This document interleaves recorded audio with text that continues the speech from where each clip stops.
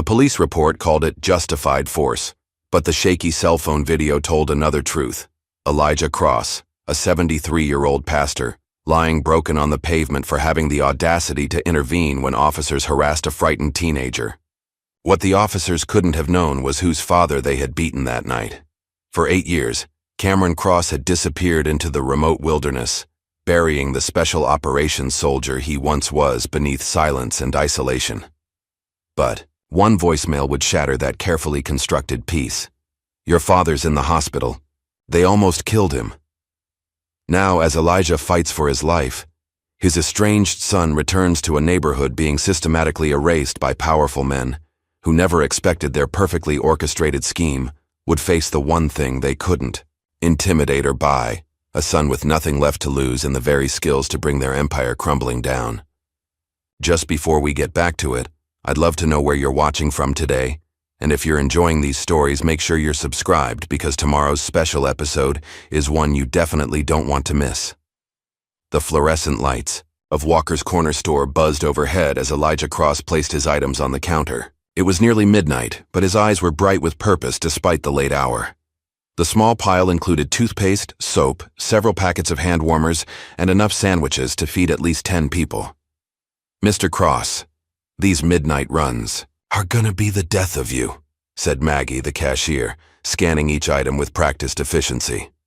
Her voice carried the familiar warmth reserved for regular customers.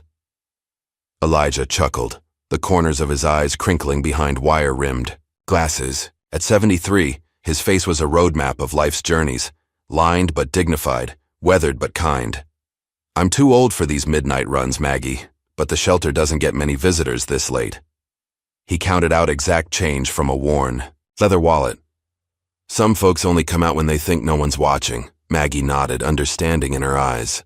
Everyone in the neighborhood knew Elijah's routine: former pastor, current community pillar, midnight angel to those who needed it most. For 20 years, he'd been making these late-night deliveries to the homeless shelter 6 blocks away. Take care walking back, Mr. Cross. Things aren't what they used to be around here." Elijah waved away her concern. "The Lord walks with me, Maggie. Always has." The night air had a bite to it as Elijah made his way down Gibson Street. Plastic bags hanging from each hand, streetlights cast long shadows across cracked sidewalks. Some buildings stood proud and restored, fresh paint and new windows, while others remained boarded up, awaiting their turn in the neighborhood's uneven renaissance. As he turned onto Maple Avenue, voices echoed from an alley ahead. Elijah slowed his pace, squinting to make out the scene.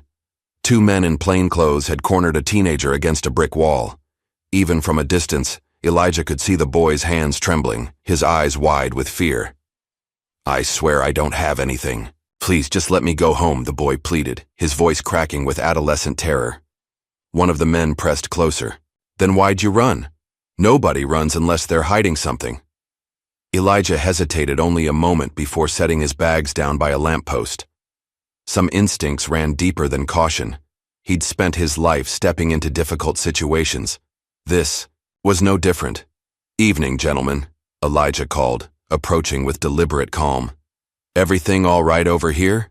The 2 men turned sharply, one tall and broad-shouldered, the other shorter with a shaved head.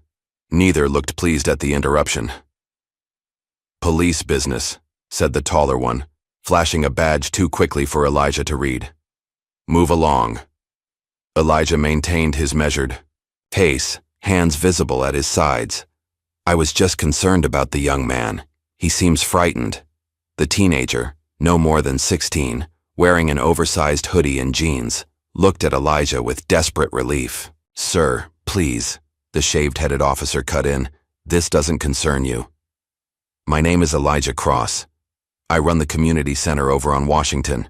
Maybe I could help mediate whatever's happening here." He turned to the boy. "Son, are you all right?" Before the teen could answer, the taller officer stepped between them. "You're interfering with police business, old man. Last warning."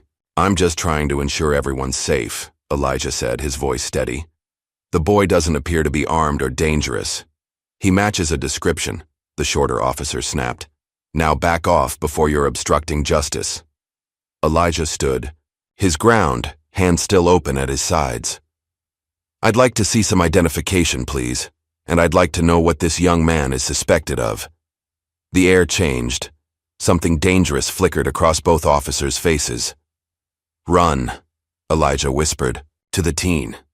The boy bolted, fear propelling him down the street faster than either officer could react. The taller one swore loudly, turning his fury toward Elijah.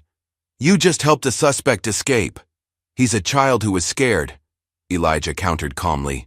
If you have legitimate... The first blow caught Elijah by surprise. An open palm against his chest, sending him stumbling backward. Before he could regain his balance, the shorter officer grabbed his arm, twisting it behind his back with unnecessary force.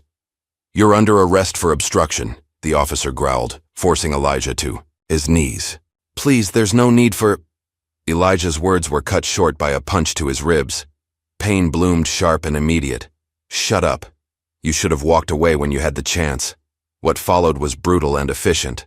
Blows rained down, calculated to hurt without leaving obvious marks, except where they didn't care. Elijah tried to protect himself, but his 73-year-old body was no match for their trained violence. He heard something crack in his chest, tasted blood. Through swelling eyes, Elijah saw a figure watching from the shadows, a homeless man with a phone partially raised, recording. Their eyes met briefly before darkness edged Elijah's vision. Enough, the taller officer finally said. Get him out of sight. They dragged him deeper into the alley, his heels scraping concrete, and dumped him behind a dumpster like discarded waste. The last thing Elijah heard before consciousness slipped away was one officer saying to the other, "Nobody's gonna miss another old black man." Morning light filtered through the windows of Riverside Hospital's intensive care unit. Elijah lay, unconscious, machines beeping steadily beside him. His face was nearly unrecognizable, swollen, bruised, with a split running through his bottom lip. A tube helped him breathe, and bandages wrapped his chest where 3 ribs had fractured. In the hospital waiting room, a small television mounted in the corner played the local morning news. An elderly man was hospitalized last night after a confrontation with police officers in the Gibson neighborhood, the anchor reported with practiced neutrality. Video emerged showing part of the incident, where officers appear to be defending themselves from an aggressive man who interfered with an arrest. The footage played, grainy and shaking, starting only after Elijah had been forced to the ground. The context missing, the beginning absent. Without the lead-up, it looked like officers restraining someone who wouldn't stay down. The officers involved have been placed on administrative leave pending an investigation, the anchor continued. The police union has issued a statement defending the officers' actions as necessary force against an individual who allegedly helped a suspect escape custody. 500 miles away, in a remote cabin nestled among pine trees, Cameron Cross sat cleaning a hunting rifle with methodical precision. At 35, his body was a weapon honed by military service. Lean muscle, precise movements, and eyes that revealed nothing. The cabin's interior was Spartan, no photographs on the walls, minimal furniture, nothing personal except a trunk in the corner. His phone sat on the table, ignored. 15 missed calls in the past month. Cameron never answered. After 8 years in Special Operations Forces, the silence of the mountains had become his only peace. When the phone buzzed again, he nearly ignored it. But something, instinct, perhaps, made him check the screen. Unknown number. Cameron let it go to voicemail. A minute later, curiosity won. He pressed play. My name is Thomas Washington. You don't know me, but I know your father. The voice was deep, urgent. Your father's in the hospital. They almost killed him. Riverside Hospital, room 307. He might not make it this time. Cameron's hand tightened around the phone. 8 years of practiced detachment cracked, just slightly. He crossed to the trunk in the corner, opening it for the first time in years. Inside lay a stack of unopened envelopes, all addressed, in the same careful handwriting. Beneath them, a photograph. A younger Elijah with his arm around a teenage Cameron, both smiling. A lifetime ago. Cameron pulled out the photo and one letter, still sealed. He didn't open it. Not yet. Instead, he reached for his duffel bag. 24 hours later, Cameron walked through the doors of Riverside Hospital. He wore jeans and a plain gray t-shirt, his military bearing impossible to disguise despite civilian clothes. His face betrayed nothing, no fear, no anger, no grief. Just assessment. As he approached the nurse's station, an elderly woman watering plants in the hallway dropped her watering can. Water pooled at her feet as she stared. "Lord have mercy," she whispered. "Cameron Cross." He nodded once, barely acknowledging. "Her. We didn't think you'd ever come back," she continued, her voice low enough that only he could hear. "Not after what happened with your mother." Cameron's jaw tightened imperceptibly. "Room 307, was all he said before walking past. The ICU was quiet except for the steady beeping of monitors. Cameron paused in the doorway of room 307, his stoic expression finally faltering. The man in the bed barely resembled the father he remembered. Elijah's face was a landscape of bruises in various shades of purple and yellow. His breathing was shallow despite the oxygen tube. Cameron moved to the bedside chair with military precision. He sat rigidly, hands clenched into fists on his knees. For a long moment, he simply watched the rise and fall of his father's chest. "I never got to say I was sorry," he finally whispered, voice rough from disuse. "He wouldn't want your sorry," came a woman's voice from the doorway. "He'd just want you here." Cameron turned to see a young nurse standing there, dark hair pulled back into a practical bun. Her name tag read, Amira. "Are you his doctor?" Cameron asked. "Just his nurse. But I know your father well.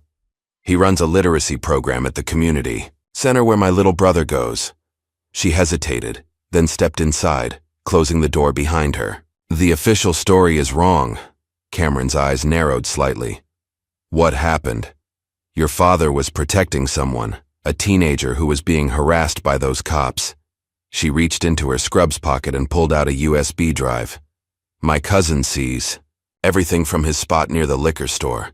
He caught most of what happened." Cameron took the drive, his fingers closing around it. "Your dad was protecting someone again," Amira said softly. "He's still a hero, even if no one sees it." After she left, Cameron remained motionless beside the bed. The weight of the USB drive felt like a burning coal in his palm. The next morning dawned gray and drizzly as Cameron walked the streets of his childhood neighborhood. 8 years had changed things. Once familiar corner stores now sported artisanal coffee signs. Abandoned lots had transformed into modern apartment buildings with luxury living banners. Yet pockets remained untouched by this selective renaissance. Blocks where poverty still pressed against every surface. Elijah's neighborhood sat at the crossroads of these two worlds. Cameron noted which buildings were boarded up, which had scaffolding suggesting imminent renovation. The pattern wasn't random. "Well, I'll be damned. The prodigal son returns." Cameron turned to see a man approaching. Early 30s, clean cut but with faded tattoos visible at his neckline. Something familiar in the stance. "Aaron?" Cameron asked, recognition dawning. In the flesh, Aaron's smile didn't reach his eyes. "Didn't think you'd remember me. Been a minute. You look different." "Yeah, well, the old man saved me. Got me into rehab. Helped me get custody of my kid back."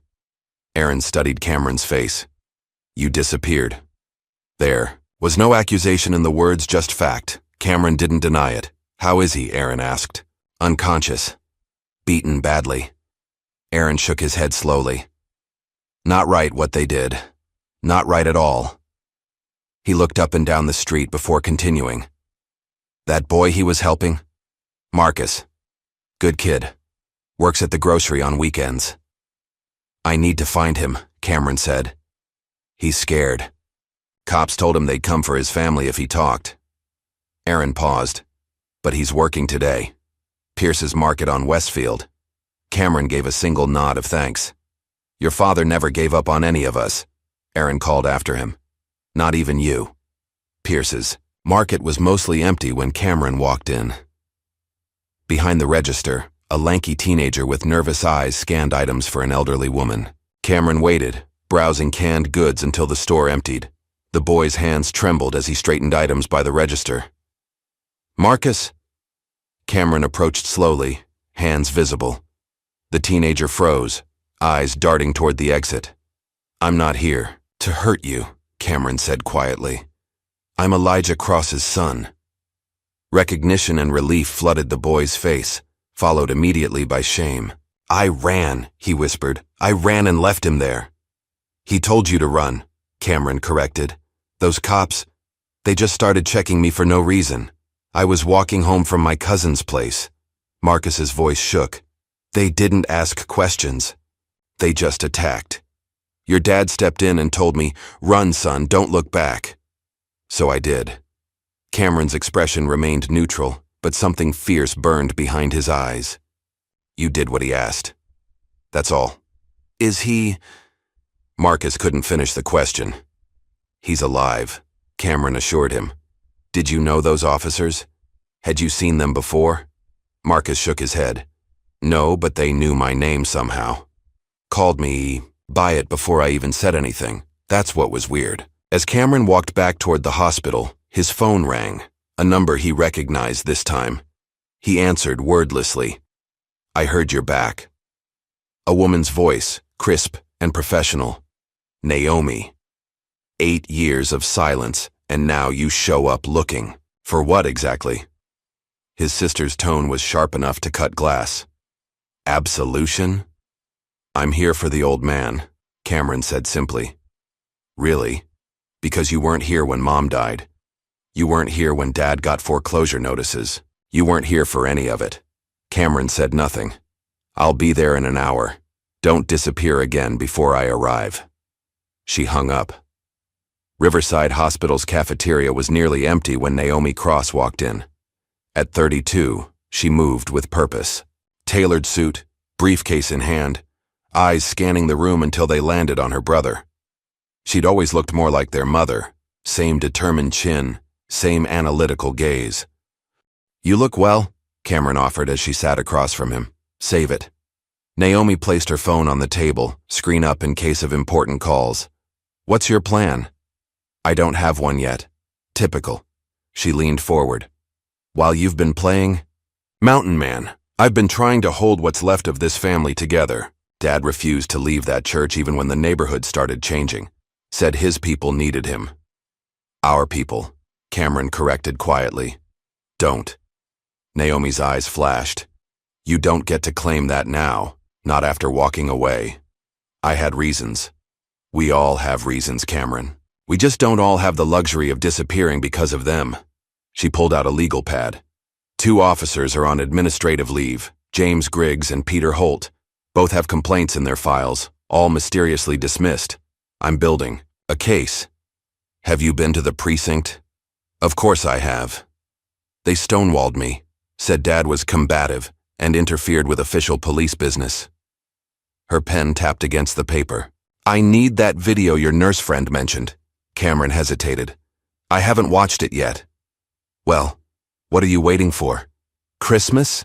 Naomi shook her head in frustration. "This is what I do, Cameron. I'm a civil rights attorney. Let me help." "Before." Cameron could respond. His phone lit up with an unknown number. He answered, listened briefly, then stood. "I need to go to the precinct," he said. "I just told you. They won't help. I'm not looking for help." Something cold had entered his voice. "I'm gathering intelligence." The 5th precinct was housed in a brick building that had once been the neighborhood's pride. Now it stood as a fortress among increasingly gentrified surroundings. Cameron entered alone, Naomi waiting reluctantly in her car outside. At the front desk, Cameron adopted a different posture, less military, more uncertain civilian. "I'm here about my father, Elijah Cross. I was told I could get a copy of the incident report." The desk sergeant barely looked up. "Incident reports take 5 to 7 business days to process. Fill out this form." "Officer, my father is in intensive care. I just need to understand what happened." Should have thought about that before he interfered with an arrest. The sergeant pushed a clipboard toward him. "Fill it out or leave." As Cameron took the clipboard, a door opened behind the desk. Two officers walked through, one of them pausing when he saw Cameron. "You the Cross kid?" The officer was stocky, with closely cropped hair and hard eyes. His nameplate read, Griggs. Cameron met his gaze evenly. "I'm Elijah Cross's son, yes," Officer Griggs smirked. "Word of advice? Old man should have stayed in bed where he belongs." The clipboard bent slightly in Cameron's grip, the only outward sign of the rage flowing beneath his calm exterior. "Thank you for the suggestion," he said evenly. As Griggs walked away laughing, Cameron committed every detail of his face to memory. That night, Cameron slept in his father's modest home for the first time in 8 years. The house was exactly as he remembered. Worn furniture, walls lined with books, and photographs everywhere. Photographs Cameron had avoided looking at for nearly a decade. In sleep, the control Cameron maintained crumbled. His dreams filled with fragments of memories, gunfire, a child's scream, the weight of his rifle. He woke gasping, sheets twisted around him, sweat soaking his skin despite the cool room. For a moment, he didn't recognize where he was. Then reality returned, his father's house, his childhood bedroom. The weight of presence and absence equally heavy.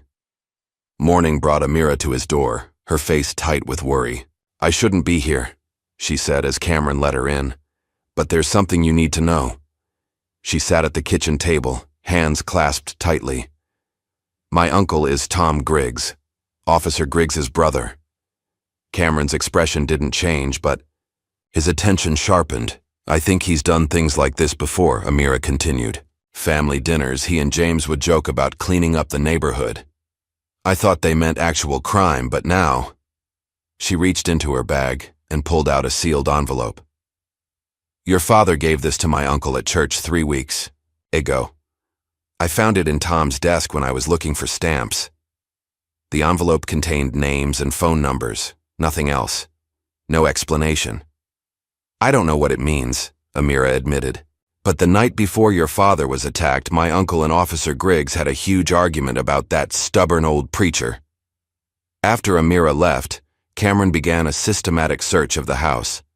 In his father's study, behind books on theology and civil rights, he found what he was looking for, an old leather-bound journal. The pages were filled with Elijah's distinctive handwriting, prayers, addresses, and coded references that made little sense at first glance. Jackson family, offered 50Ks, refused Thompson residence, second offer after incident. Accepted church land, final offer rejected. Pressure increasing, Cameron flipped through pages of similar entries, each more concerning than the last. A pattern was emerging, one that went beyond a simple case of police brutality.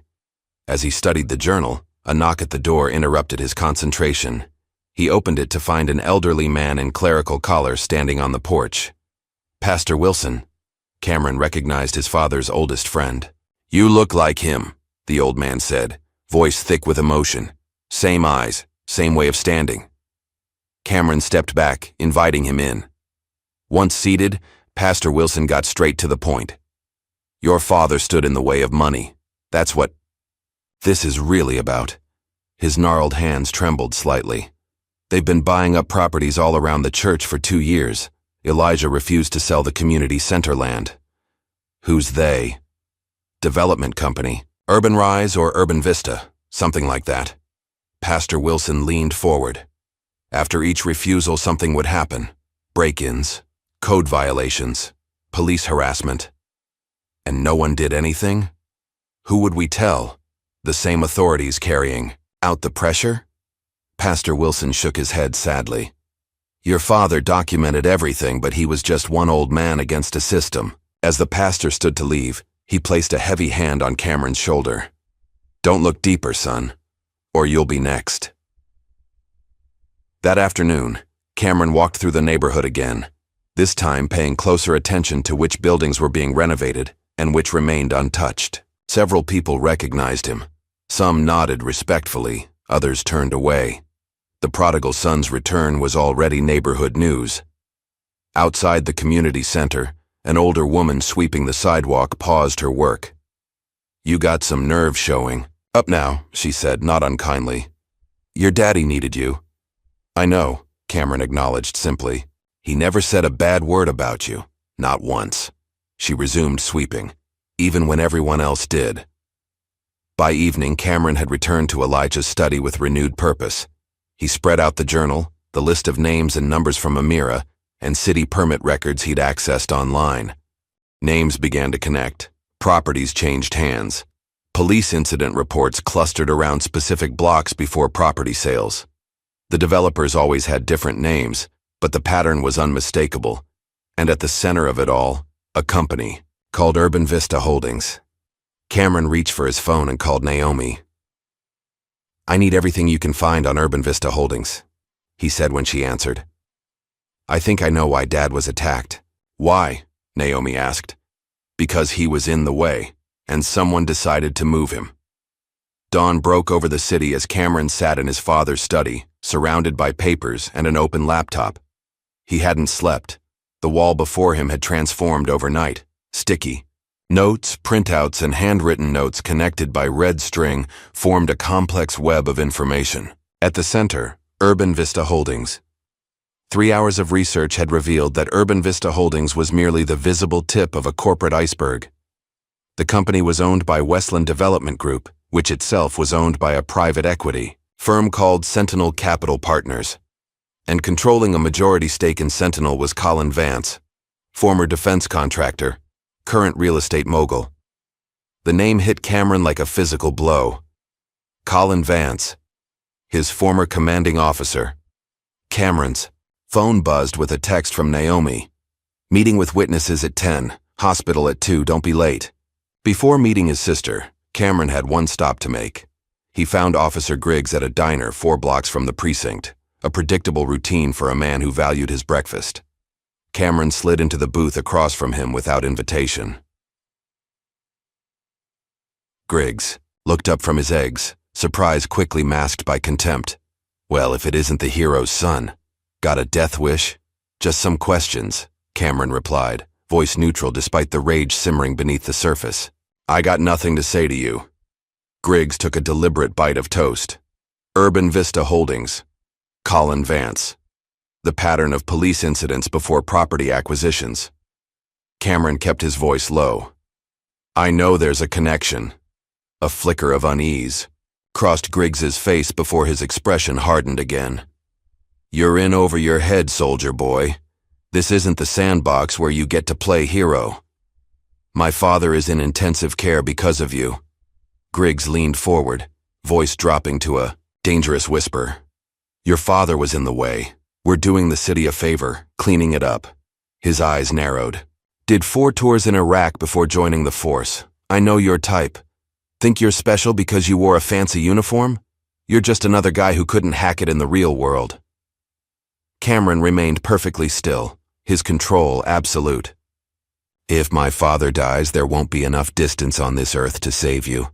Griggs smirked. "Is that a threat?" "No." Cameron stood smoothly. "It's intelligence."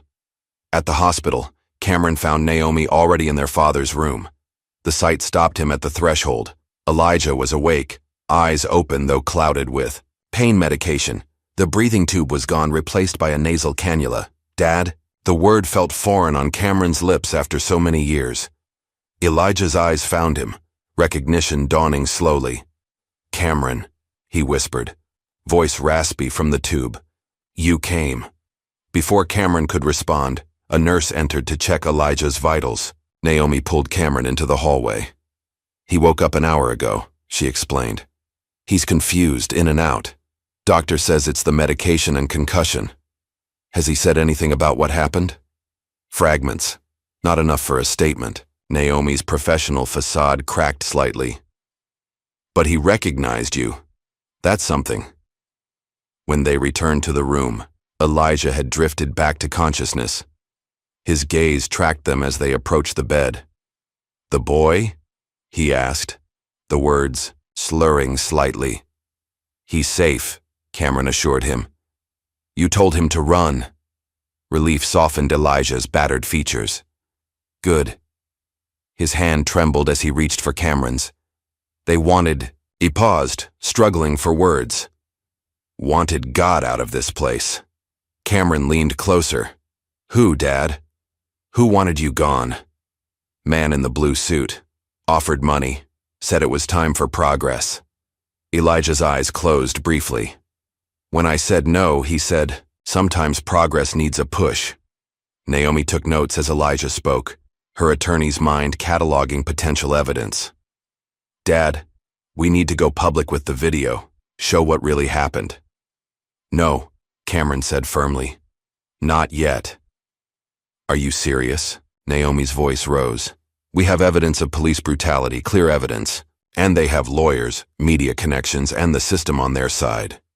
Cameron's expression was unyielding. One video showing a partial beating won't bring down what's happening here. We need more. So what's your plan? Shadow ops? Something like that. Elijah's voice interrupted their argument. Listen to each other, he murmured before drifting back to sleep. The siblings fell silent, the rebuke landing squarely despite their father's weakened state. Later that afternoon, Cameron met with Jefferson Taylor, a former city housing inspector, who had agreed to talk after receiving a call from Pastor Wilson. They sat in Jefferson's modest apartment, blinds drawn despite the bright day. I was fired 3 months ago, Jefferson explained, hands fidgeting with a coffee mug. Official reason was budget cuts. Real reason was I wouldn't sign off on code violations that weren't there.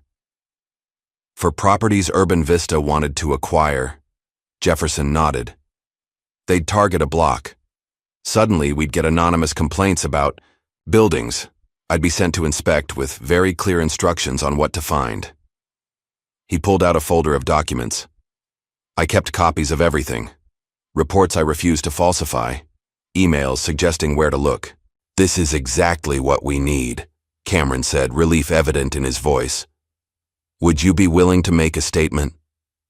Already written it up, Jefferson slid the folder across the table. Just need to get it notarized. They arranged to meet the following morning at Naomi's office. As Cameron stood to leave, Jefferson caught his arm. Your father stood up when no one else would. I'm doing this for him. That night, Cameron received a call from Amira. Her voice was tight with panic. Someone followed me home from the hospital, a black SUV. It circled my block 3 times before parking down the street. Are you alone? Cameron was already grabbing his keys. Yes, my roommate's away for the weekend. Lock your doors. Stay away from windows. I'll be there in 15 minutes. When Cameron arrived, he did a thorough sweep of Amira's apartment building before coming to her door. She let him in, face pale with fear. Earlier today, a car nearly ran me off the road, she said once they were inside. It swerved toward me at the last second. Could have been an accident, but it wasn't, Cameron finished. He moved methodically through her apartment, checking windows and sightlines. Pack a bag. You're not staying here tonight. While Amira gathered her things, Cameron installed simple security measures, chair wedges, for doors, window alarms from a nearby hardware store. As he worked, he explained his findings about Urban Vista and Colin Vance. They're not just after one property. They're reshaping entire neighborhoods, he said. And they're using police to help clear the way. But why target me? Amira asked, emerging with a small overnight bag. Because you helped us. Because you're connected to both sides through your uncle. Cameron checked his watch. My contact at City Hall gave me access to their server room tonight. I need to drop you somewhere safe first. I'm coming with you, Amira said firmly. I've been accessing medical records for your father. I know my way around secure systems. Cameron assessed her for a long moment before nodding once. Stay close. Do exactly as I say. Under cover of darkness, they slipped into the Department of Urban Development's offices. Cameron's contact, a janitor whose son had been helped by Elijah's youth program, let them in through a service entrance before continuing his rounds. We have 20 minutes before the security sweep, Cameron whispered as they navigated dimly lit hallways to the server room. Inside, Amira kept watch while Cameron connected a device to the main terminal. Years of military intelligence work made the intrusion methodical and swift. Files copied rapidly, emails, development plans, surveillance data. Look at this, Cameron murmured, pointing to a folder labeled Targeted enhancement zones. The maps on screen showed neighborhoods divided into color-coded sections. Red zones, primarily black neighborhoods including Elijah's, were marked for comprehensive redevelopment. They're not just buying properties, Amira realized. They're mapping entire communities for takeover. Cameron scrolled through more files, each more damning than the last. Listen to this. Surveillance protocols for at-risk zones have been implemented. Assets in place. He looked up at Amira. They're talking about police officers. They've turned them into private security for a development company. A sound in the hallway froze them both. Cameron quickly disconnected his device, data secured. They slipped out through an emergency exit, alarm disabled by Cameron's military-grade tech. Safely back in Cameron's car, Amira finally asked the question that had been building. How do you know how to do all this? Cameron's hands tightened on the steering wheel. I was special operations. Intelligence gathering was part of the job. And Colin Vance? The developer behind all this? My former commanding officer, Cameron admitted. He ran psychological operations in conflict zones, creating instability, then controlling the aftermath. His voice hardened. Looks like he brought the war home. The next morning, Cameron received a text from Naomi. Jefferson never showed. Can't reach him. By afternoon, the news confirmed Cameron's worst fears. Jefferson Taylor had been found dead in his apartment. Heart attack, according to the preliminary report. He was 42 and ran marathons, Naomi said when they met at the hospital. There's no way this was natural. It wasn't, Cameron agreed. They're eliminating loose ends. Naomi paced the small waiting room. I've been offered a position with Walker and Associates, prestigious firm, double my current salary. She stopped, facing Cameron. The offer came with a warning to drop any involvement with Dad's case. What are you going to do? What do you think? Naomi's eyes flashed. I told them to shove their blood money, but it means they're worried about what we might find. As they visited Elijah, who remained in and out of consciousness, Cameron shared his discoveries from the server room. The siblings began mapping connections between Urban Vista Holdings, the police department, and City Hall. It's not just a few corrupt cops, Cameron explained. It's systematic. They're using military intelligence tactics in civilian life to reshape communities. Naomi's phone buzzed with a news alert. They're saying Jefferson had a history of heart problems, she read aloud. That's a lie. I have his medical records from the discrimination suit last year. Perfect health. As they left the hospital, Cameron felt the weight of surveillance. A dark sedan that had been in the parking lot earlier now followed at a discreet distance. He guided Naomi along a route that would make pursuit difficult. We need to be careful, he warned. With what happened to Jefferson, they're sending a message. I need to get back to the hospital, Naomi said. I want to pull the security footage from the night Dad was brought in. It might show something. I'll do it, Cameron offered. Less conspicuous. That evening, Cameron returned to Riverside Hospital. Using Amira's ID badge, he slipped into the security office during a shift change. The footage archives were organized by date, but when he selected the night of Elijah's admission, the screen displayed an error message. File not found. Looking for something? A voice came from behind him. Cameron turned to find a security guard watching from the doorway, tall, military-bearing evident despite the rent-a-cop uniform. Just checking footage from my father's case, Cameron replied evenly. The guard stepped closer. His name tag read, Phillips. Those files have been requisitioned as part of an ongoing investigation, Phillips said. His stance and terminology betrayed military training. Official channels only. As Cameron left, Phillips called after him. You're not the only one with a military past, soldier. The warning was clear. The opponent knew exactly who he was facing. 3 days later, Elijah's condition improved enough for him to speak more clearly. Cameron and Naomi sat at his bedside, as a doctor reviewed his progress. The confusion is diminishing, though he may still have memory gaps, the doctor explained. Physically, he's healing well, but the recovery will be long. Once they were alone, Elijah gripped Cameron's hand with surprising strength. "I remember more now," he said, voice still raspy but determined. "About the attack?" Naomi leaned forward. "Recorder ready." Elijah nodded slowly. "The boy, Marcus." The officers stopped him first. "I saw one of them drop something by the boy's feet, then claimed they'd found it." "A weapon?" Cameron asked. "A small bag. Drugs, maybe." The boy kept saying, "It wasn't his." Elijah closed his eyes briefly, the memory causing visible distress. They were setting him up. That's when I intervened. Cameron and Naomi exchanged glances. This was worse than they'd thought. Not just brutality, but fabricating evidence. "Dad," Naomi said gently, "we need to go public with this. Your testimony could get him killed," Cameron interrupted. "Jefferson Taylor was ready to testify. Now he's dead." Elijah looked between his children, understanding dawning in his eyes. "This is bigger than just me, isn't it?" Neither answered directly, but their silence was confirmation enough.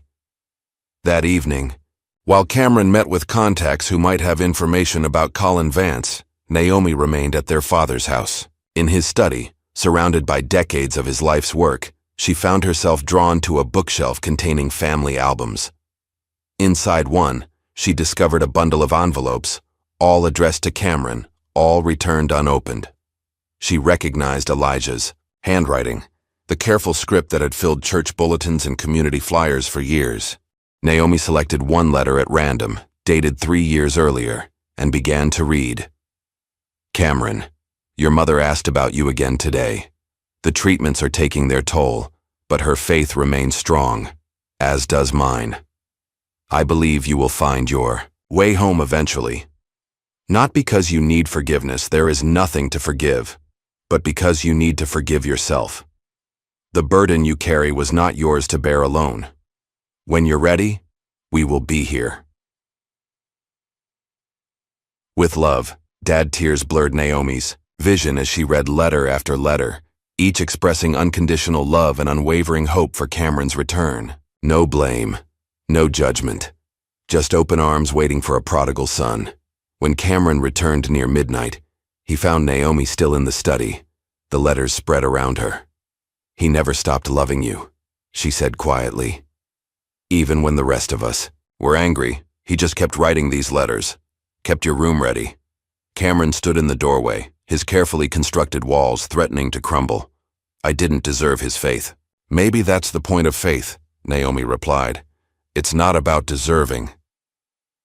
The next morning, Cameron drove Amira to her shift at the hospital. They sat in silence until she finally asked the question that had been building between them.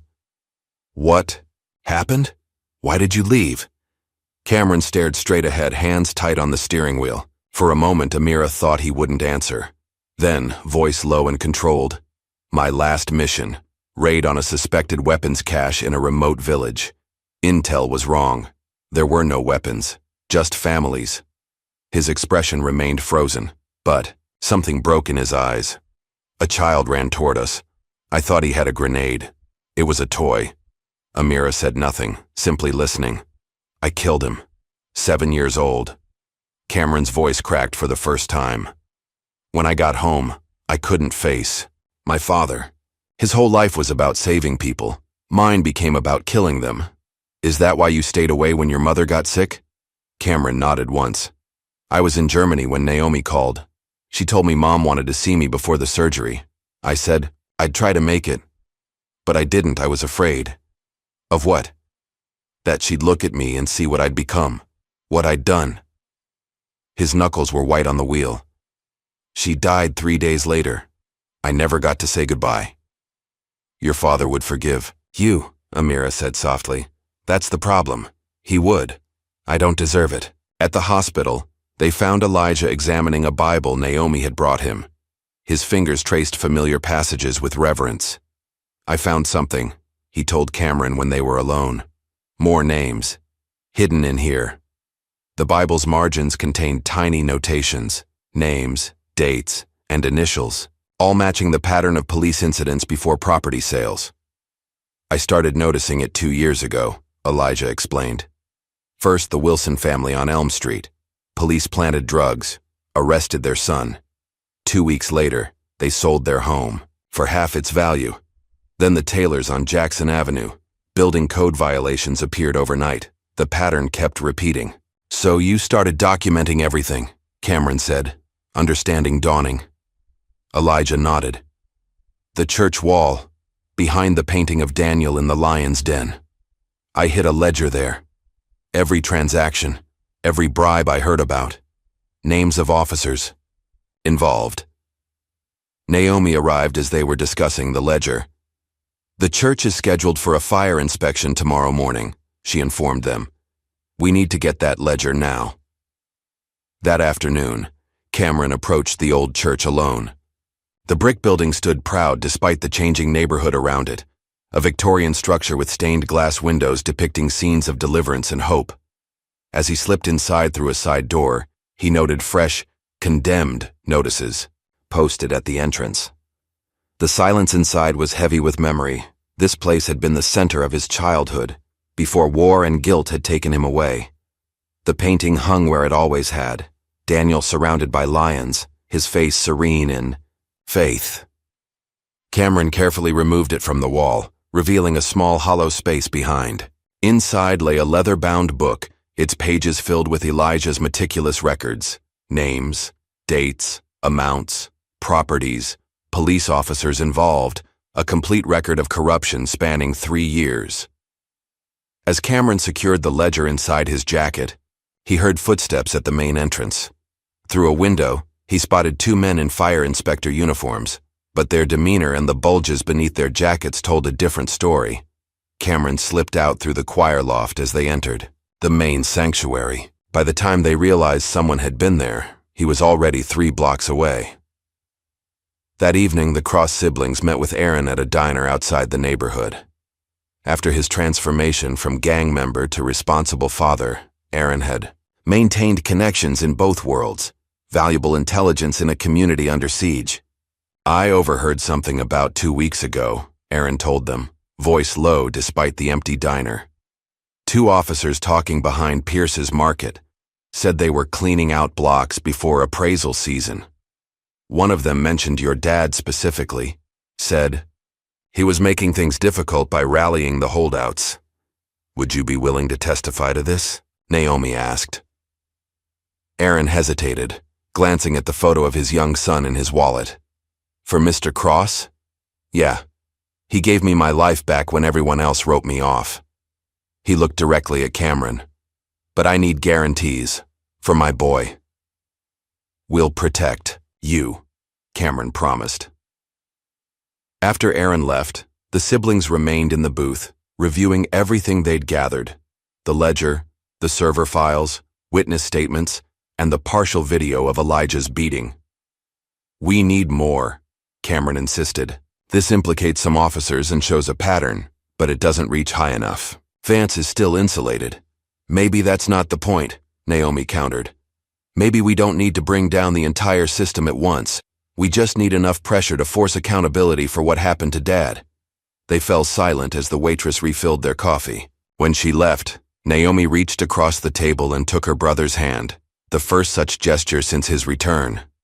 You know what Dad would say, she said softly. He'd say this isn't about vengeance. It's about justice. Something shifted in Cameron's expression, a softening around the eyes, a crack in the armor he'd built after years of war. I'm not sure I know the difference anymore. Then let me remind you, Naomi squeezed his hand. You don't have to be perfect, just don't disappear again. Cameron looked at his sister, really looked at her for the first time since his return.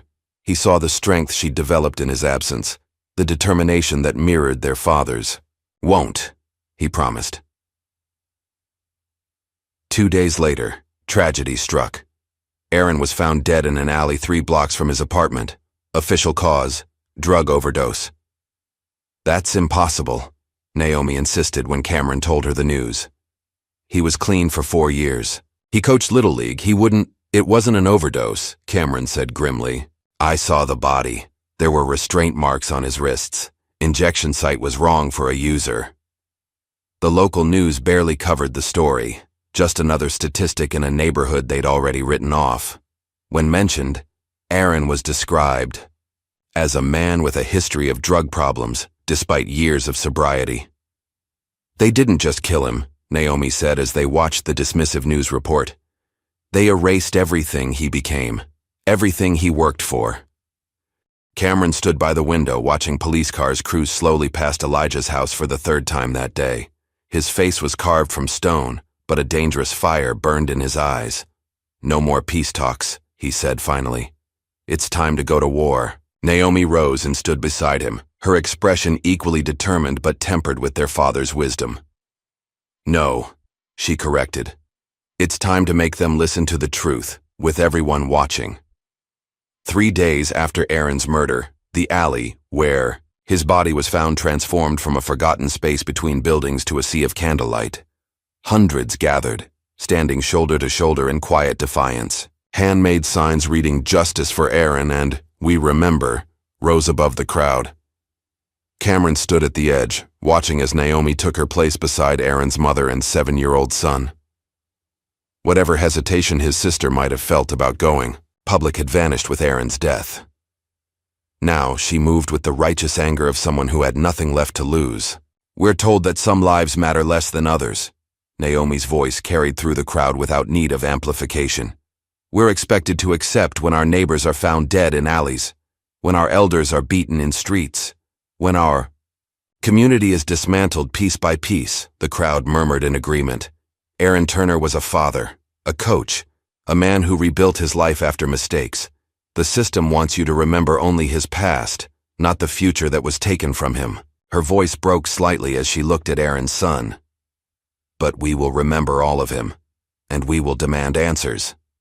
As Naomi spoke, Cameron noticed at least 3 unmarked police cars parked at the perimeter. Officers inside watched through tinted windows, documenting faces in the crowd. Cameron memorized their license plates while keeping his face turned away from their cameras. By morning, "Our Justice for Aaron" was trending locally. Pictures of the vigil appeared on news sites, though most mainstream outlets buried the story beneath more comfortable headlines. "It's not enough," Cameron said as he and Naomi reviewed media coverage from Elijah's kitchen table. "They're treating it as a local human interest story. We need national attention." Naomi nodded, laptop open before her. "Which is why I just sent this to the editor of the Tribune." She turned the screen to show him an op-ed titled, "The Price of Progress: How Development Dollars Buy Police Power." The byline read, "Anonymous." It details everything: the pattern of police harassment before property sales, the targeted neighborhoods, the connections to Urban Vista. Naomi closed the laptop. "Not enough specifics to identify our sources, but enough truth to make them nervous."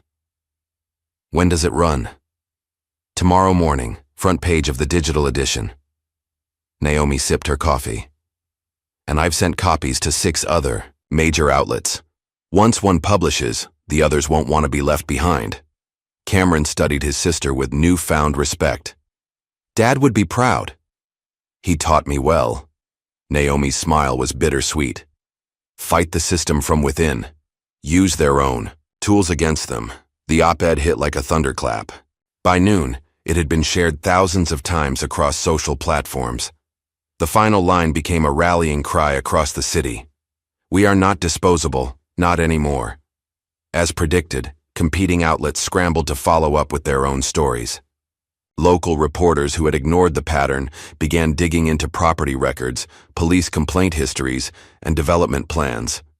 Cameron and Naomi monitored the coverage from Elijah's hospital room. Their father was sitting up now, color returning to his face despite the lingering bruises. "They're calling me," Elijah said, gesturing to the stack of messages Naomi had brought. Reporters, community leaders, former parishioners, all reaching out now that the story was gaining momentum. "You don't have to speak to any of them," Cameron assured him. Elijah shook his head slowly. "All those years preaching about standing for truth, and now I'd hide? No, son. When the moment comes, we must be ready to speak." A nurse interrupted with news that would accelerate their timeline. "There's someone in the lobby asking for you," she told Cameron. "Says his name is Davis. Says he has the full video of what happened to your father." The man waiting in the hospital lobby was rail-thin with weathered skin and wary eyes. He clutched a battered backpack to his chest, like it contained precious cargo. "You're his son?" he asked when Cameron approached. Cameron nodded. "I filmed it, all of it." Davis glanced nervously around the lobby. "Been hiding since. They've been looking for me." "How did you find us?" Naomi asked. "Heard about the vigil. Figured if you were brave enough to do that, I should be brave enough to come forward." He reached into his backpack and pulled out an older model phone. "It's all here. From the beginning. Before they touched him. Shows everything." Cameron took the phone, opened the video file, and pressed play. The footage was shaky but clear enough. Elijah calmly approaching the officers, hands visible. The teen backing away in fear. No aggression from Elijah, only measured words. Then the first officer shoving him, the situation escalating into brutality within seconds. "This changes everything," Naomi whispered. Within hours, Naomi had made a secure copy of the full video and released it through legal channels to select media outlets. By evening, it played on screens across the city, the unedited truth of what had happened to Elijah Cross. The response was immediate and overwhelming. Hundreds gathered spontaneously outside the police precinct. More assembled at City Hall. Signs reading "Justice for Elijah" appeared in windows and on street corners. Unlike the sanitized news coverage that had followed the initial incident, this time the story couldn't be contained. The image of a respected elder being brutalized for protecting a teenager cut through political divisions and forced uncomfortable conversations. Cameron monitored the protests from a distance, his military training allowing him to spot potential flashpoints and direct volunteer peacekeepers through secure messages. When police formed lines with riot gear, Cameron ensured protest marshals created buffer zones to prevent confrontation. "We're not here for conflict," he instructed the volunteer team. "We're here to be seen, to be heard. No one gets hurt today." As public pressure mounted, Colin Vance finally emerged from the shadows. His media conglomerate connections flooded. Local airwaves with character assassination pieces.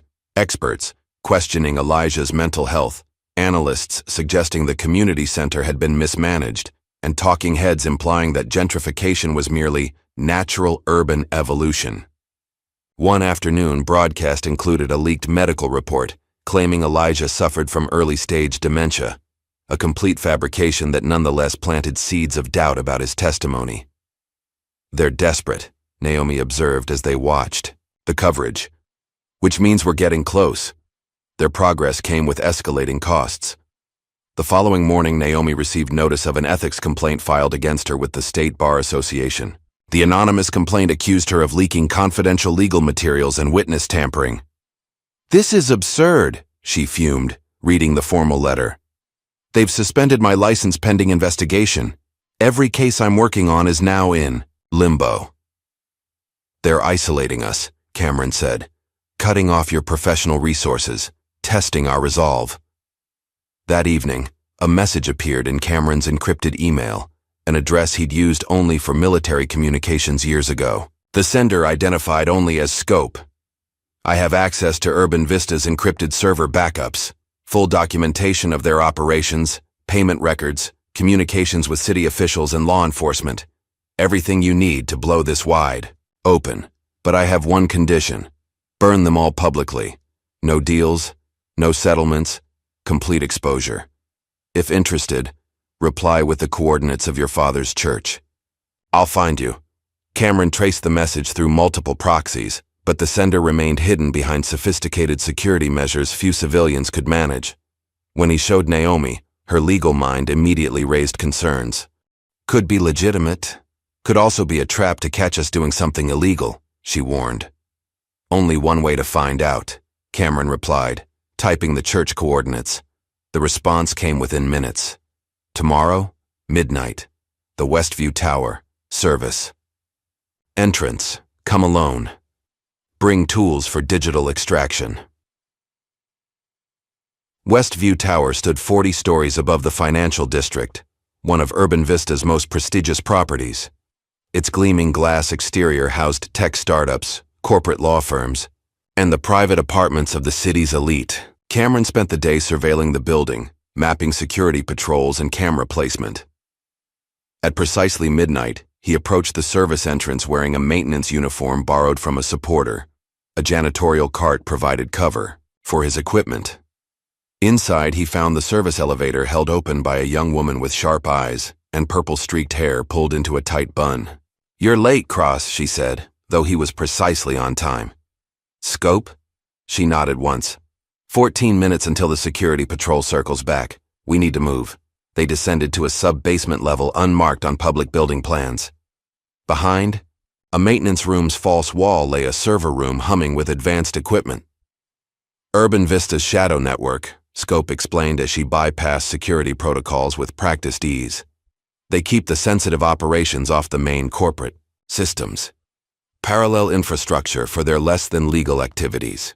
"How did you find this?" Cameron asked, connecting his extraction equipment. "I designed it." Scope's fingers flew across a keyboard. "Until I realized what they were using it for.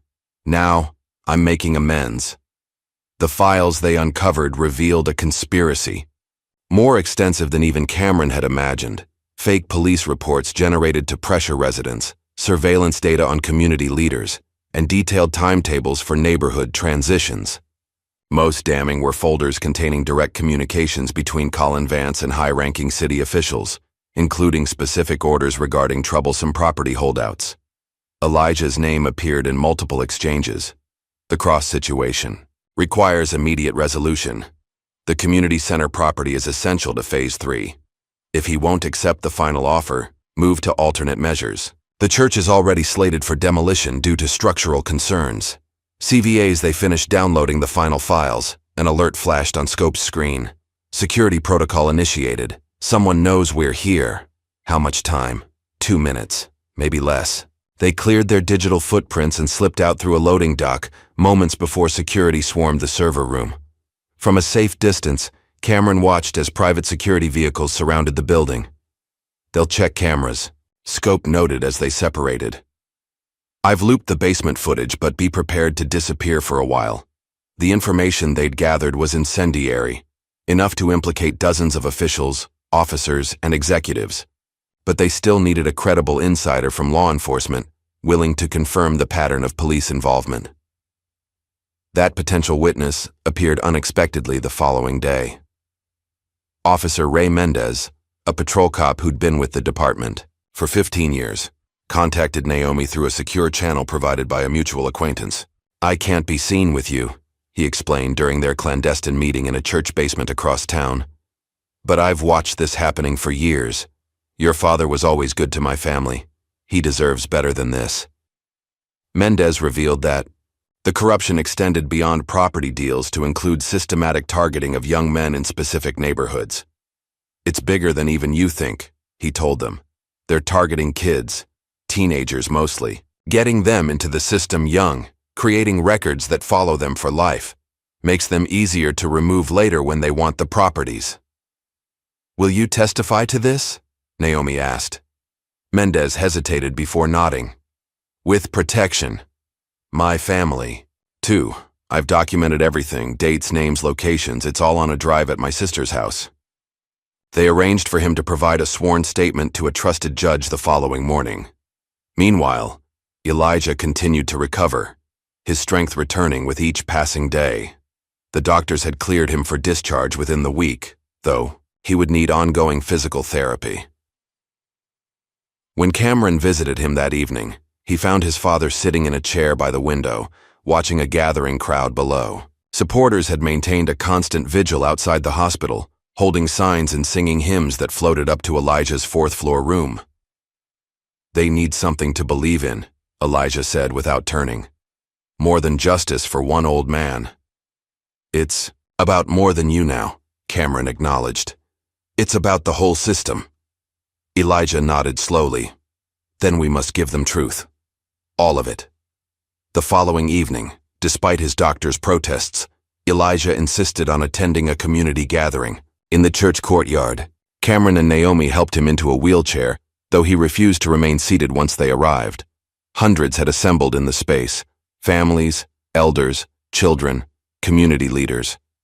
When Elijah rose shakily to his feet, leaning heavily on a cane, a hush fell over the crowd. For a moment, he simply stood there, his bruised face visible to all. Then, with a voice that carried decades of moral authority, he began to speak. "I may be old," he said, each word measured and clear, "but my God is still bigger than your lies." The crowd erupted in cheers and amens. Phones captured the moment, sending it instantly across social networks. It became the image the media couldn't ignore: an injured elder standing against Goliath, backed by his community. The disciplinary hearing against Naomi was scheduled with unusual haste, a clear attempt to discredit her before she could present their evidence publicly. She arrived at the courthouse flanked by 3 fellow attorneys who had volunteered to represent her pro bono. As the panel prepared to begin the proceedings, a court clerk hurriedly passed a tablet to the head of the ethics committee. The woman's expression shifted from officiousness to shock as she scrolled through whatever had appeared on the screen. "This hearing will be postponed indefinitely," she announced abruptly. Later, they learned what had happened. Minutes before the hearing, Scope had leaked a complete transcript of internal city emails proving the ethics complaint had been orchestrated by Bradley Wilson, a senior partner at Naomi's former firm with direct financial ties to Urban Vista. "They're scrambling," Naomi observed as they watched the afternoon news coverage, "making mistakes." One of those mistakes became evident when Officer Griggs, frustrated by his suspension and the mounting public scrutiny, lashed out at a reporter who cornered him outside his home. The footage of him striking the cameraman spread rapidly, becoming another visual confirmation of the temperament they had been fighting against. That evening, as they reviewed their growing evidence at Elijah's home, Naomi finally addressed the weight that had lingered between them for years. "I need to tell you something," she said, setting aside the legal briefs she'd been annotating. "About Mom." Cameron stilled, waiting.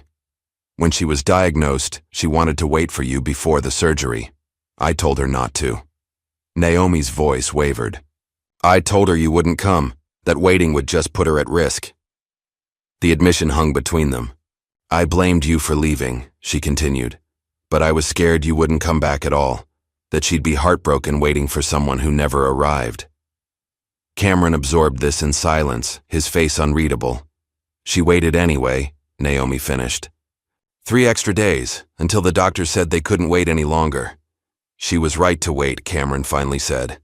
"I was coming. I was on a flight when she went into surgery." Naomi's eyes widened. "You never said—" "The mission ended early. I was on my way home." His voice was hollow with old grief. "I landed to the news that she was gone." The revelation settled between them. Years of blame and hurt, built on a tragic misalignment of timing and miscommunication. "I'm sorry," Naomi whispered. "Me too." Their reconciliation was interrupted by an encrypted message from one of Cameron's military contacts, a former member of his special ops team now working in private security. "Vance's tactics look awfully familiar. Remember Kabul, the displacement protocols? He's using the playbook here, running domestic psyops against civilians. Thought you should know." Attached was a document showing disturbing parallels between urban counterinsurgency tactics they'd used overseas and the methods being deployed in targeted neighborhoods: surveillance, strategic pressure points, and identification of community leaders for neutralization. The final piece of the puzzle fell into place the next morning, when Naomi and Amira, working together at the hospital, discovered files about relocation protocols that had been misfiled in a city health department database. "They're calling it a youth intervention program," Amira said as they examined the documents. "But look at the locations. The coordinates matched remote properties owned by Vance's subsidiary companies, converted juvenile detention facilities, repurposed as behavioral modification centers. Records showed dozens of teenage boys from targeted neighborhoods had been picked up for minor infractions, then relocated to these facilities on judges' orders. They're removing the next generation of community leaders," Naomi realized, "making sure there's no one left to organize resistance when they make their final push." As they compiled their evidence for public release, Disaster struck. Officer Mendez, their insider prepared to testify, vanished the night before his sworn statement was to be recorded. His family was reportedly moved to a safe house for protection, but the address traced back to a property managed by Urban Vista, security. The message was clear. Even those within the system would be silenced if they spoke out. That evening, Cameron received a private video message from a secured account. When he played it, Colin Vance's face filled the screen, older than Cameron remembered, but with the same calculating eyes that had once commanded military operations. "You're not a soldier anymore, Cross," Vance said, his voice conversational, as if they were discussing strategy over coffee. "You're a liability, and I clean liabilities." Cameron played the video silently for Naomi. His expression hardened with each frame. "What are you thinking?" she asked when it ended. "That it's time to become what he fears." Over the next 48 hours, Cameron and Naomi created something Vance couldn't fight with intimidation or character assassination, a public coalition too diverse to discredit. They brought together survivors of police violence, community teachers, honest cops who'd been sidelined, clergy from multiple faiths, small business owners, and even former city officials who'd resigned rather than participate in corruption. They called it the Elijah Initiative, a movement built on exposing systematic abuses while offering a vision for authentic community development. Each participant recorded testimony, provided documentation, or offered expertise that formed pieces of the larger truth. Working from Elijah's living room, now converted into an operations center, they prepared for one final broadcast that would present their case to the world, complete with evidence, names, accounts, videos, and confessions. As Amira set up the technical components and Naomi finalized the legal protections for their sources, Cameron sat beside his father's bed, where Elijah rested between physical therapy sessions. "We go live tomorrow," Cameron told him. "Every major platform simultaneously. Once it's out, there's no going back." Elijah reached for his son's hand, his grip surprisingly strong despite all he'd endured. "All these years," he said softly, "I prayed for you to find purpose again, to heal from what happened overseas." His eyes held Cameron's steadily. "This isn't about vengeance, is it?" "No," Cameron answered truthfully. "It's about making them face what they've done, making them see the people they've tried to erase." Elijah nodded, satisfied. "Then this time," he said, "they'll hear your voice too." "We go live in 60 seconds. Amira's voice was steady as she made final adjustments to the broadcasting equipment set up in Elijah's living room. What had begun as a simple live stream had evolved into something far more sophisticated, a multi-platform broadcast secured against interruption through redundant systems and satellite uplinks arranged by scope. Cameron stood behind the main camera, watching Naomi make final adjustments to her notes. She wore a simple blue blazer, her expression composed despite the gravity of what they were about to do. Beside her sat Elijah, in a comfortable chair, dressed in his Sunday best despite it being Wednesday morning. His bruises had faded to yellowed shadows, but the dignity in his posture remained undiminished. 5 seconds, Amira counted down. 3, 2, 1. The red light blinked on, and Naomi looked directly into the camera. "My name is Naomi Cross. I'm a civil rights attorney in this city. Beside me is my father, Elijah Cross, who 3 weeks ago was brutally beaten by police officers for protecting a teenager from being falsely arrested." Her voice was clear, measured. "What happened to my father isn't an isolated incident. It's part of a systematic effort to remove certain residents from targeted neighborhoods, a coordinated campaign involving police, city officials, and corporate developers." As she spoke, the broadcast cut to carefully prepared evidence, the unedited video of Elijah's beating, property records showing the pattern of acquisitions after police incidents, and portions of Elijah's ledger documenting the corruption.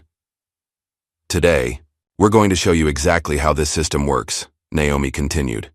"How a development company called Urban Vista Holdings has been using police as private security to clear neighborhoods for profitable redevelopment. How teenagers have been targeted and removed to break community resistance, and how anyone who speaks out is silenced." The broadcast continued with testimony from community members, each sharing their experience of intimidation, false arrests, or pressure to sell their homes below market value. Davis, the homeless man who had filmed Elijah's beating, appeared, with his face obscured to protect his identity. When the testimonials concluded, Cameron stepped in front of the camera. His military bearing was evident, but he spoke with his father's moral clarity. The man behind this operation is Colin Vance, CEO of Sentinel Capital Partners and controlling owner of Urban Vista Holdings. Cameron displayed photographs and documents showing Vance's connections to city officials. Vance is a former defense contractor who has applied military psychological operation tactics to civilian neighborhoods. I know this because I served under his command overseas. The broadcast had been live for 23 minutes when the first disruption occurred. Reports from viewers that some internet providers were experiencing technical difficulties in affected neighborhoods. But Scope's precautions held.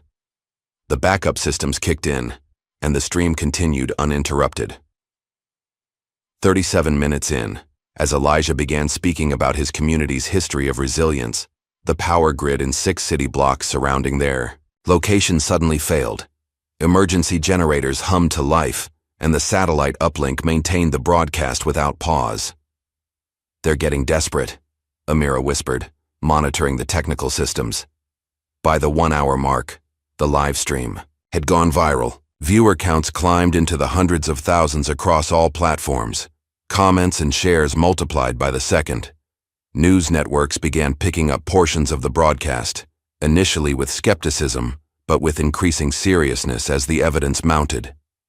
As they neared the conclusion, Naomi delivered the final piece of their case. A secure document drop containing the complete evidence package was simultaneously released to journalists, federal authorities, and watchdog organizations nationwide. "This isn't just about one beating or one neighborhood," she stated firmly. "This is about who has the right to exist in our cities, about whose lives are considered disposable in the name of profit." Elijah delivered the closing statement, his voice stronger than it had been since the attack. "We are not asking for charity or special treatment. We are demanding justice. We are reclaiming our right to remain in the communities we built when no one else would invest in them." As the broadcast ended, the team's mood was cautiously triumphant. They had presented their case to the world. Now they waited for the response. It came more swiftly than anticipated. Within hours, the police department held an emergency press conference, declaring the footage potentially manipulated and suggesting that outside agitators were attempting to destabilize the city. They announced a temporary lockdown of the precinct headquarters for security purposes and attempted to interrupt power to strategic areas of the city where protests were forming. The chaos they created only amplified the story. Backup generators kept the stream's archive available, and the systematic power outages struck many observers as confirmation of the corruption alleged in the broadcast. By evening, police in riot gear had formed perimeters around City Hall and downtown buildings owned by Urban Vista-affiliated companies. But the protests that emerged were disciplined and peaceful, community members standing silently with signs bearing the names of those who had been pushed out of their homes or wrongfully arrested. "Where's Vance?" Cameron asked as they monitored the situation from Elijah's house, now guarded by volunteers from neighboring communities. "Gone," Scope reported through their secure channel. "Private jet departed 2 hours ago, registered to a shell company in the Cayman Islands." Naomi frowned. "He's running." "No," Cameron corrected. "He's regrouping." Reports soon confirmed Cameron's assessment. News outlets carried the story that Colin Vance had departed on previously scheduled business, but would return to address these baseless accusations. Unnamed sources claimed Vance's jet was headed to a country with no extradition treaty with the United States. As night fell, the Cross family received unexpected support. 10 major city officials released a joint statement calling for an independent investigation into the allegations. The FBI announced they were reviewing the evidence. 3 officers from the precinct came forward anonymously, confirming parts of the story and offering additional documentation.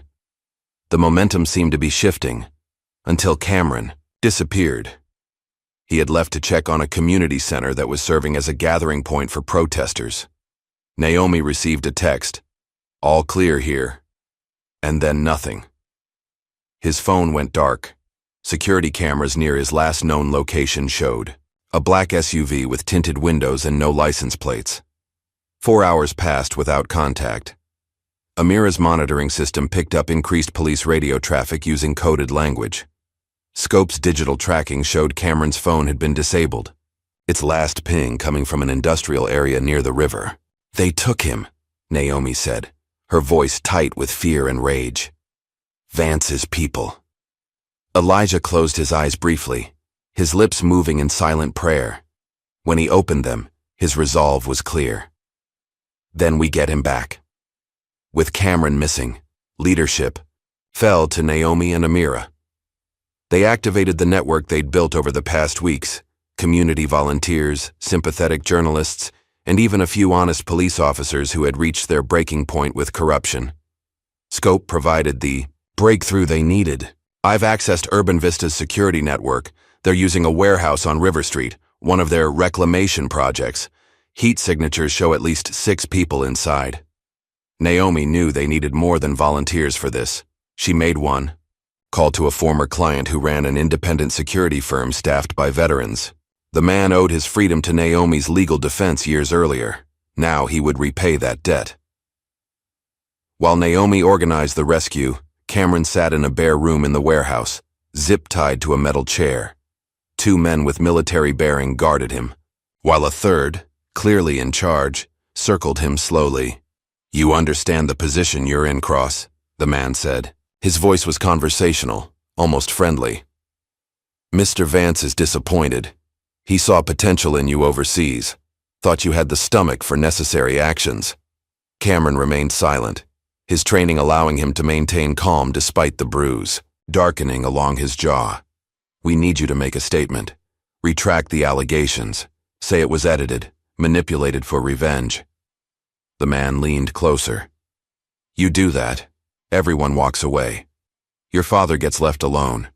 Your sister keeps her license. Life goes on." Cameron finally spoke, his voice level. "You think this ends with me? It could. You don't understand what you've started." Cameron's eyes were steady. "My father taught me patience, taught me that justice doesn't come from one man. It comes from truth that can't be buried."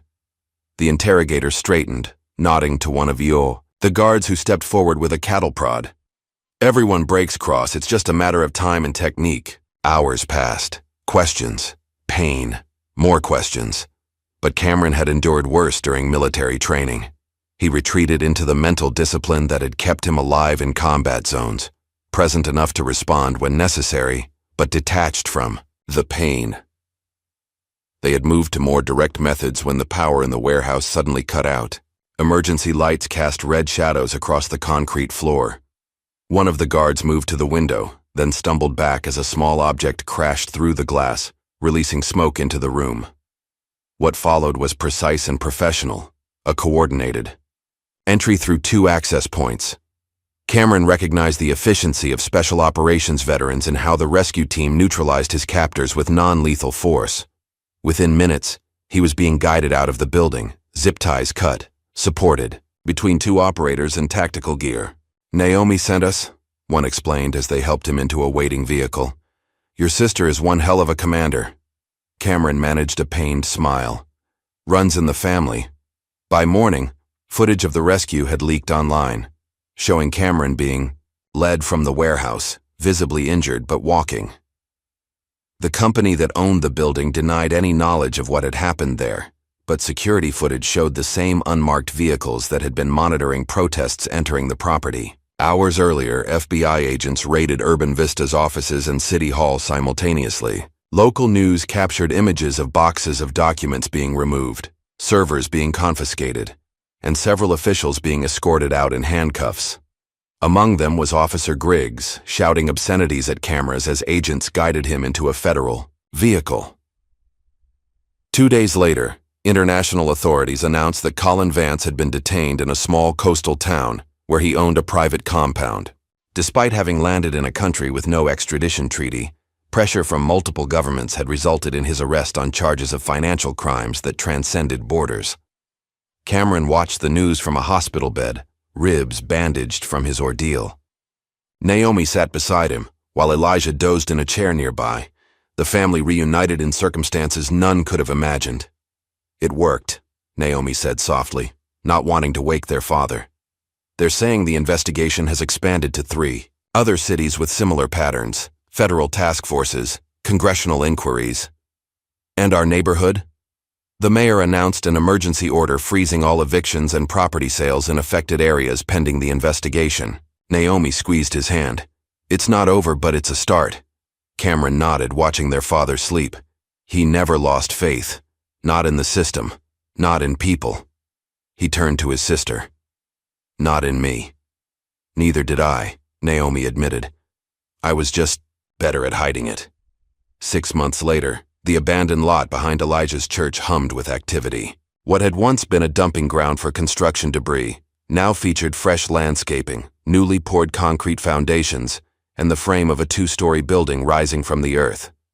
Cameron directed volunteers unloading lumber from a truck, his movements confident despite the occasional wince when he turned too quickly. Some injuries healed more slowly than others. "Looking good, Cross," called Aaron's mother as she arrived with a cooler of sandwiches and drinks for the workers. "Your daddy would be proud."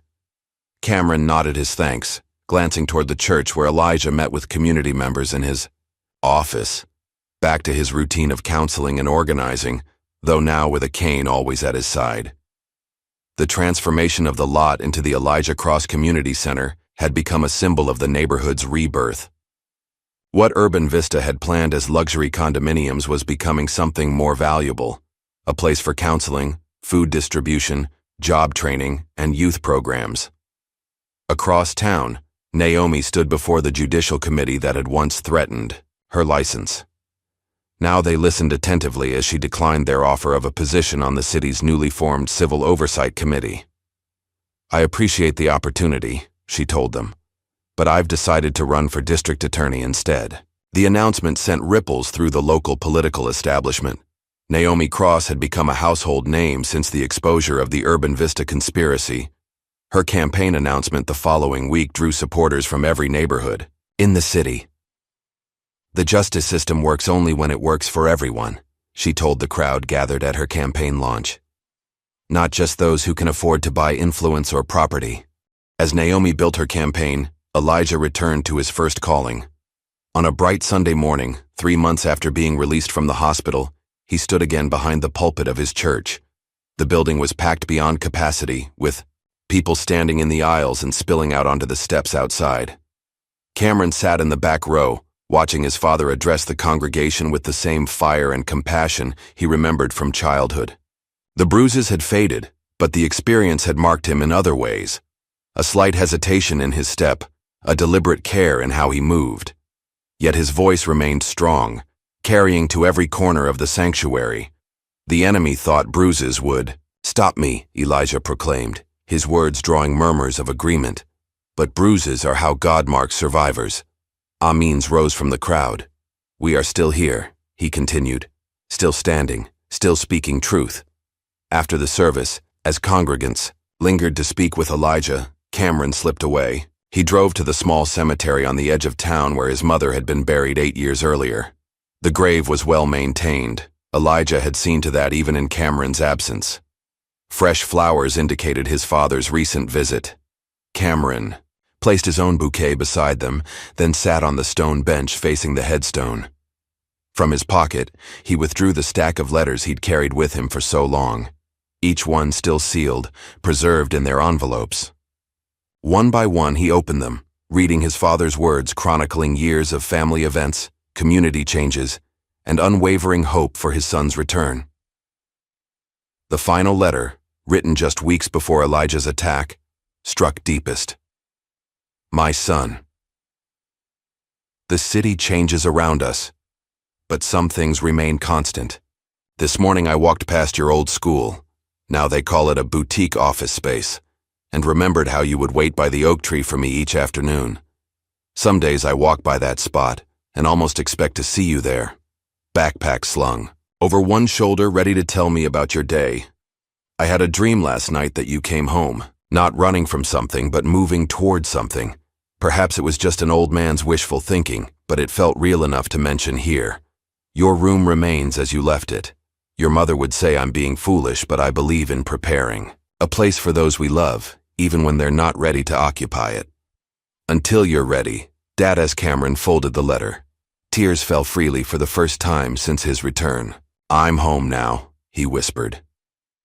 Over the next several months, the neighborhood began a subtle transformation, not the wholesale gentrification Urban Vista had planned, but an authentic revitalization driven by residents themselves.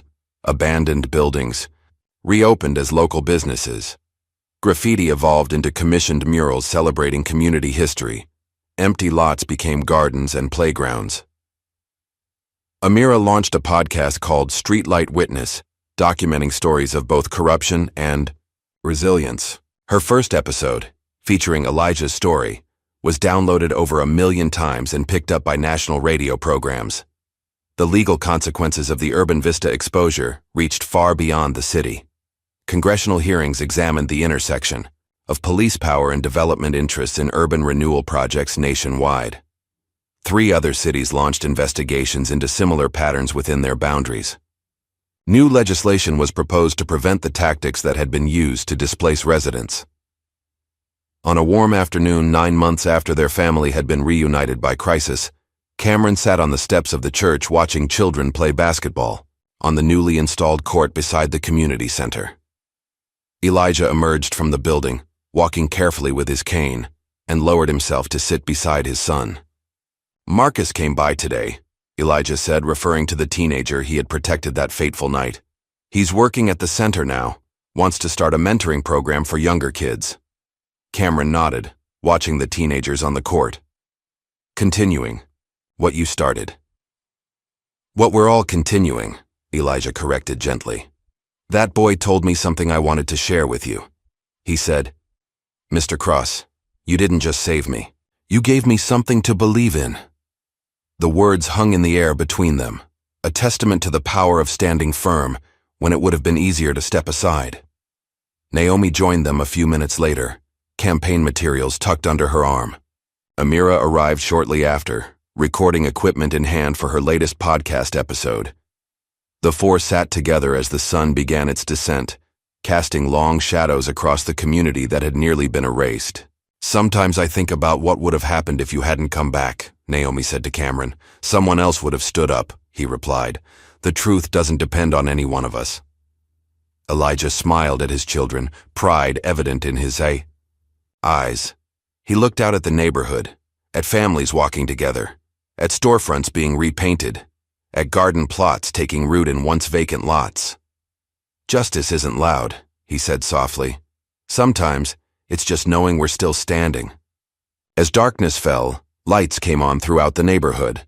Warm glows from windows where families gathered, streetlights illuminating sidewalks where neighbors greeted each other, and the bright beacon of the community center where a new generation was finding its voice. The system that had once seemed invincible had not been completely dismantled. Such changes never happened all at once. But its machinery had been exposed, its power diminished by nothing more complicated than truth, spoken without fear. And in that simple victory was the seed of all others to come. What price would you pay to protect your home, your family, your truth? If Elijah's story moved you, hit that like button, subscribe for more powerful narratives, and share this video to ensure voices like his are never silenced.